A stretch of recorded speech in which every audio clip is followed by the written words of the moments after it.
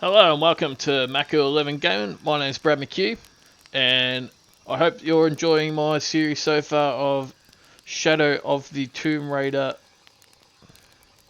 Now, I apologise in advance. I did record a video before this. For some reason it recorded with no sound, so I've had to come back and I'll just show over the skills that you can unlock in this game at the very start. Obviously more unlocked through story and tombs later in the game. Now, I hope you're enjoying the series so far.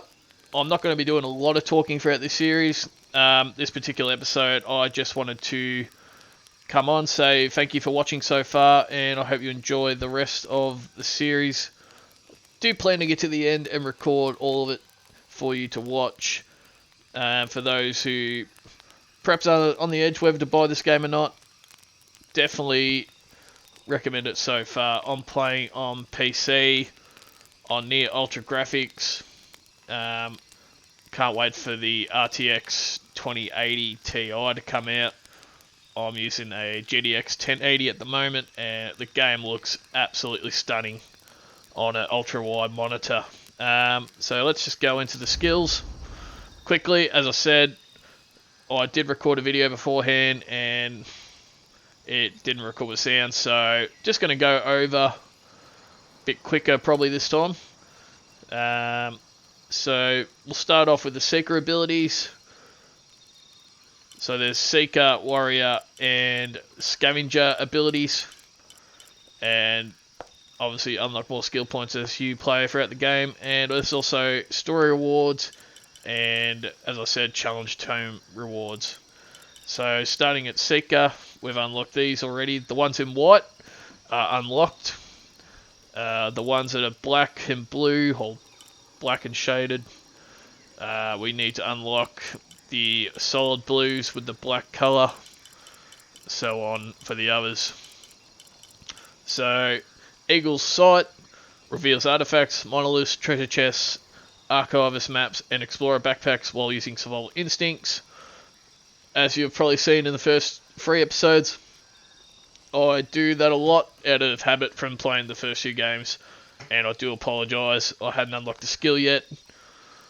At the same time, you would think that she would already have their abilities, but she didn't, so all good. And so I unlocked that for myself. Owl's Wisdom, reveal challenge objects while using survival instincts. So like them little heads that were shooting in episode 2, I can go back hopefully and shoot some of them at some stage. Owl's Vision, survival instincts last for a longer period after Lara starts to move. Highlights enemies, resources, and objects while in one with the jungle difficulty, which is what we are playing, and I highly recommend that difficulty over the other two. From what I've seen on professional reviews, playing on easy, medium difficulties basically ruins the atmosphere of the game. This game is definitely made to be played on this difficulty. There is a harder one again, but I am not comfortable that I'd finish the game in a reasonable amount of time that I have. Crow's Cunning, revealed traps while using survival instincts. Crow's Charm, negotiate better prices from merchants. Still up in the air whether I'll need to do that much or not. Meant to be less resources out in the wild on the harder difficulty, but so far I'm finding abundant of stuff. I don't craft a lot, so we'll see what happens. Ilipas Sight, locate the heart of a large animal while using survival instincts. Heart shots inflict massive damage. Owl's Meal, apologise. Gain the ability to harvest dart poison and venom from spiders and beetles. Harvesting requires makeshift knife. Eagle's Grasp, increase the chances of finding rare animals. Crow's Hoard, large capacity ammunition and resource satchels now available to purchase from merchants. I find you find enough of them throughout the game anyway. I use bow a lot of the time. Bow stuff's probably the only thing I really craft. Do need to craft armors in this game, I do think, as well, though. So that'll be... Well, you do on the other games, but you need to maintain them in this one. This ability you start with, Hoten's Step, reduce noise from jumps, landings, and falls. Self-explanatory. Viper's Nest, increase the amount of man-made crafting resources gathered from each source. And the last one that we can see is Eagle's Wing, increase the chance of recovering arrows when looting enemies and animals killed with a bow. Which, to get that, we need to find this challenge tome, which I imagine to be early on. Now we go to Scavenger, Bow's Coil, or Boa's Coil. Automatically enemies killed by a stealth takedown. Bit of a luxury thing later on in the game. We do probably need to get it to unlock all these at some stage too, but you could probably go this way as well. Viper's Lure, craft lure arrows, attract and kill nearby enemies with poison cloud when triggered, obscures the lines of sight. Serpent's Glint, adds a flare round attachment to all pistols. Flare rounds ignite unarmed enemies and blind surrounding enemies for a few seconds.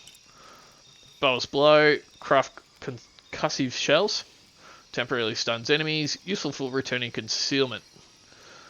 So, in this game, one thing I hated about the first two is you get spotted by an enemy and they just hunt and hunt and hunt and hunt. This game allows you to, if you get spotted, you can get away and hide again so you can go back into stealth mode. One thing that did annoy me a little bit in the other two games, but not game breaking, of course.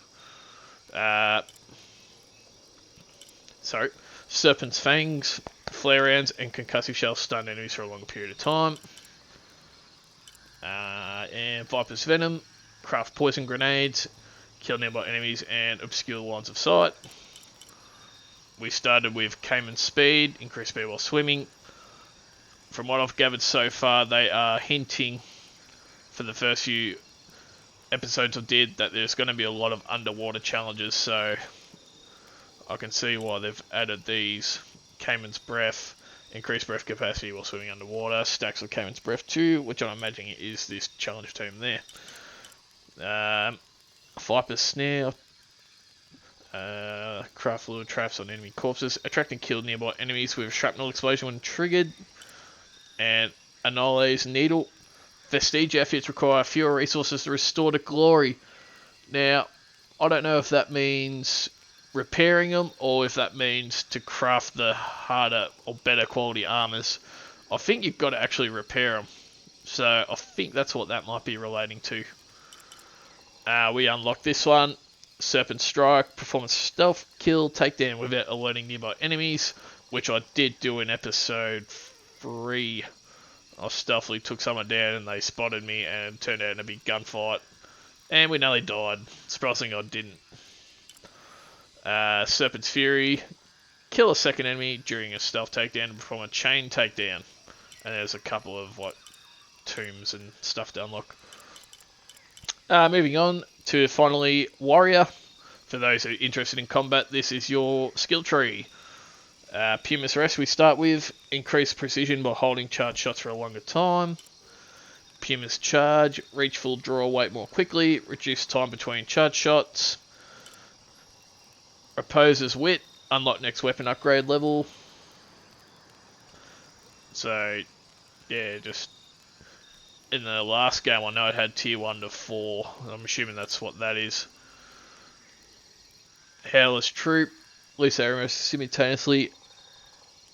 Sorry, half yawn there. Loose arrows simultaneously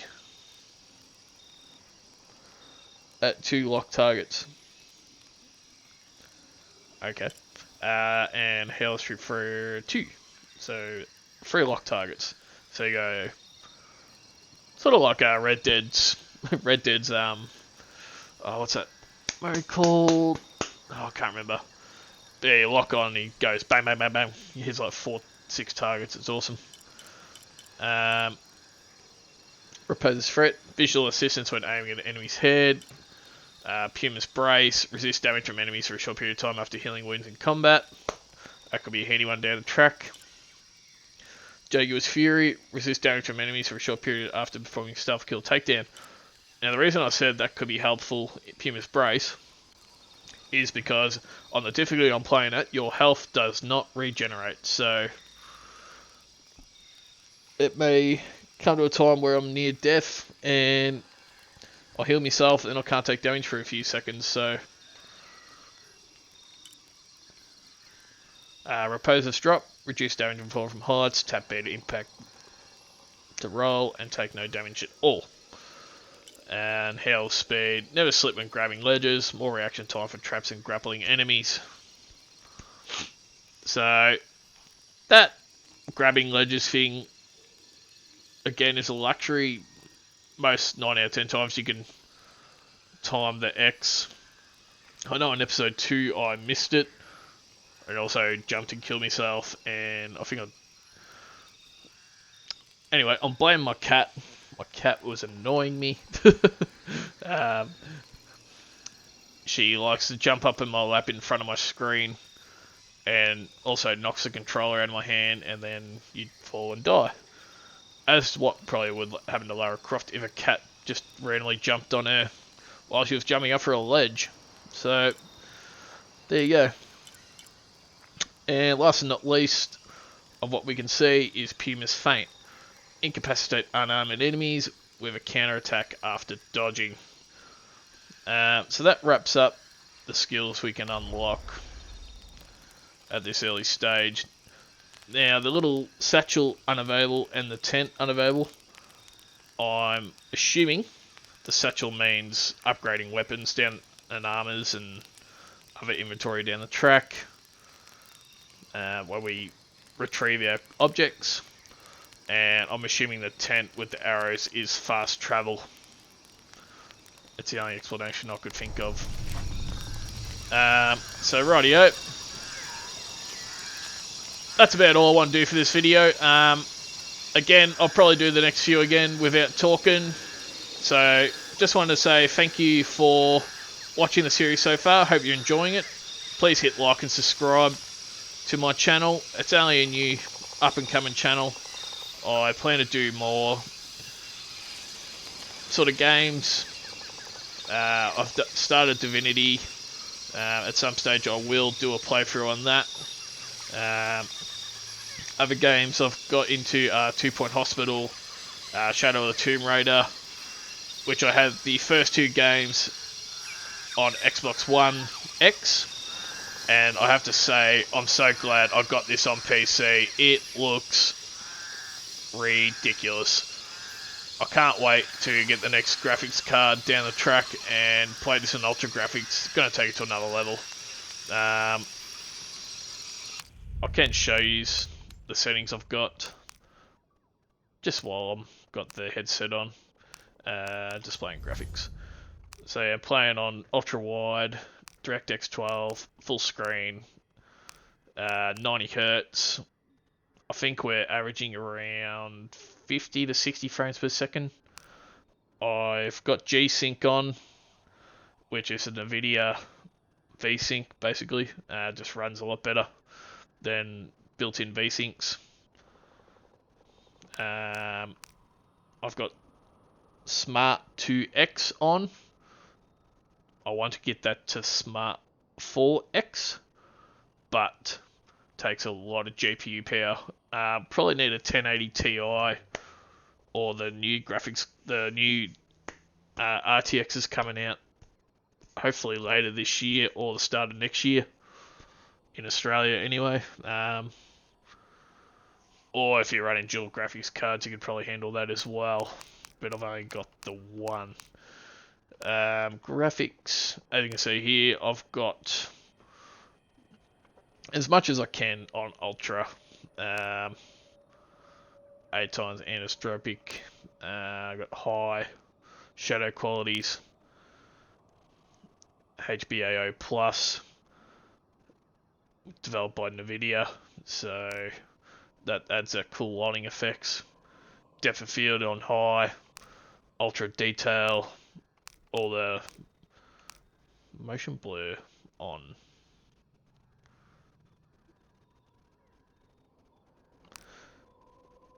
haven't really noticed much of an motion blur in this game. I generally turn it off most games because some would do it really bad. Mass Effect was one that did it really, really, really bad, really bad. Screen space reflections. Screen space contact shadows.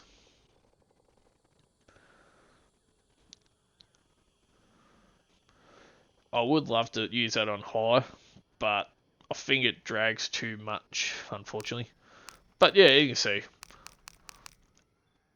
Mostly between high and ultra, and I'm getting a solid 50 to 60 frames so far in the series, so I'm happy with that.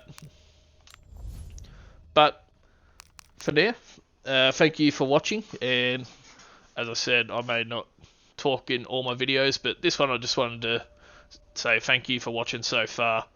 Hope you're enjoying the series, and I hope you're enjoying this game, because I am, and it has to be one of the prettiest games I've played in 2018. The future of gaming is bright. That's all I can say. If games are going to start looking like this, oh wow, can't wait. Thank you again. Hit the like, hit subscribe, leave comments if there's any improvements I can make on the channel. Yeah, that's about all I've got to say. So, thanks for watching, and my name's Brad McHugh. Thanks for coming. Have a good one.